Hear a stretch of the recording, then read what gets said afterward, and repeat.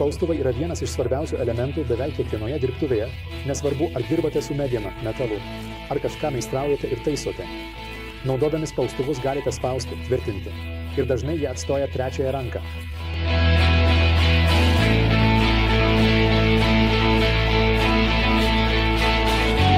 Beveik kiekvienas įrankis yra daugiau ar mažiau universalus.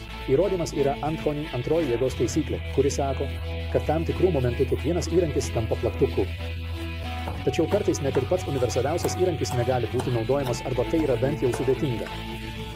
F-tipo spaustuvai yra nepakeičiami, bet yra atvejų, kai geriau arba tiesiog būtina pasirinkti kitokio tipo tvirtinimo įrankį.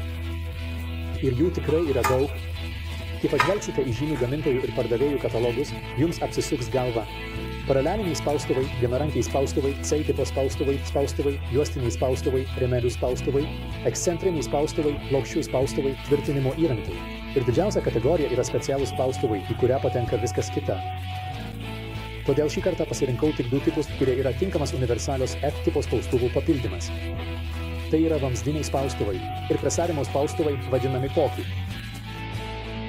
Viena iš stiprių spaustuvų, vadinamų stužigla, savybių yra rankenų išdėstymas, kuris dažniausiai svyruoja nuo 60 iki 300 mm ir leidžia spaudimo jėgai veikti atitinkamo atstumo nuo ruošinio krašto. Tuo pačiu metu tai yra ir jų silpnybė, nes jėga, veikianti rankena, sukuria jėgos momentą, kuris spaustuvui sukelia kreipiančiosios strypo įtempimo lenkimu, o ne palankesnių tempimų. Ir kuo ilgesnė rankena, tuo didesnis lenkimo įtempimas palyginti su tempimu. Jei per daug priveržiate, arba spaustuvas nėra pakankamai kokybiškas, tai gali sukelti nuolatinę strypo deformaciją. Iš to išplaukia, kad yra naudingiau, kai jėga veikia, kuo arčiau strypo ašies. Kitaip tariant, kai rankenos arba žandikauliai yra kuo trumpesni. Daugelį taikymų tai visai nėra trūkumas, pavyzdžiui, klijuojant plokštes ar korpusus, arba traukiant kaišus ir jungtis. Sudėtingoms operacijoms jums reikės sunkių spaustuvų, bet dažnai pakanka gana lengvų ir ypač prieinamų vamzdinių spaustuvų. Kuo trumpesni žandikauliai, tuo ilgesnė gali būti strypas. Kadangi kažkam protingam kilo mintis panaudoti standartinius plieninius vandentiekio vamzdžius, pakanka nusipirkti pačius žandikaulius, kuriuos galite prisukti ir uždėti ant bet kokio ilgio vamzdžio. Paprastai naudojami pusės ir 3/4 colio storasiniai plieniniai vamzdžiai. Bent jau vienoje pusėje turi būti išpjauta srieginė dalis, ant kurios prisukamas žandikaulis su rankena. Kitas lankusis žandikaulis uždedamas iš priešingos pusės ir norimoje vietoje automatiškai užfiksuojamas fiksavimo šukomis, kurios tiesioginė prasme įsikanda į vamzdį. Privalumas yra prieinama kaina. Seną vandentiekio vamzdį kainą galite gauti už alų, bet jei jis neturės sriegio, turėsite pjauti srieginio pjovimo galvutę.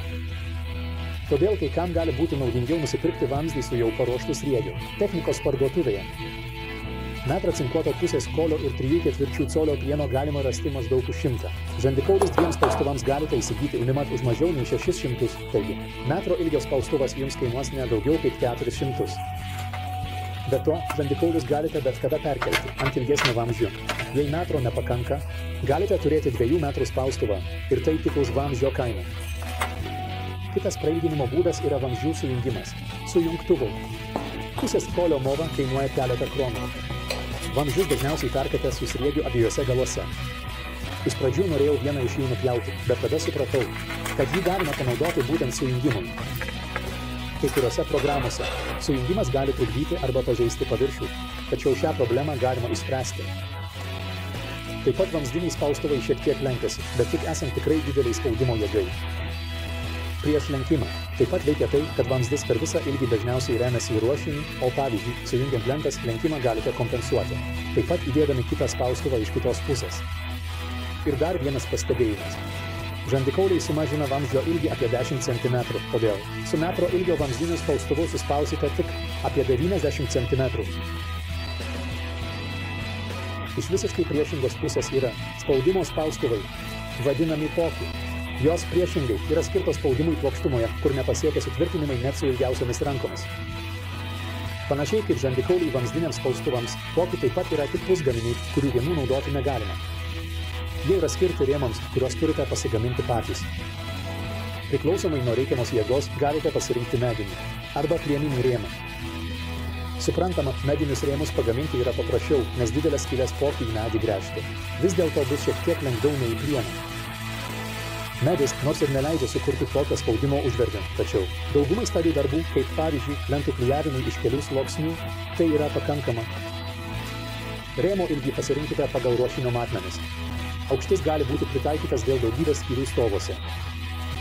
Ir galiausiai, vėlgi, finansinis aspektas.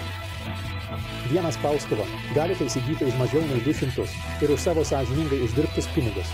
Gausite ne mažiau sąžiningą geležies gabalą, tiksliau, ketaus ir plieno.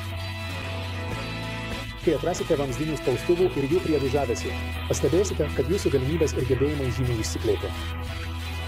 Galėsite lengvai pagaminti puikią klijuotą plokštę arba suklijuoti 2 lentas į tikrai masyvią darbo stalviršių dirbtuvių stalui. Be to, abu šie spaustuvų tipai man patinka ir tuo, kad su šiek tiek įgūdžių už mažą kainą gausite tikrai aukštą našumą. Mano vardas Toms Krisens. Ačiū, kad žiūrėjote ir susitiksime kitame vaizdo įraše.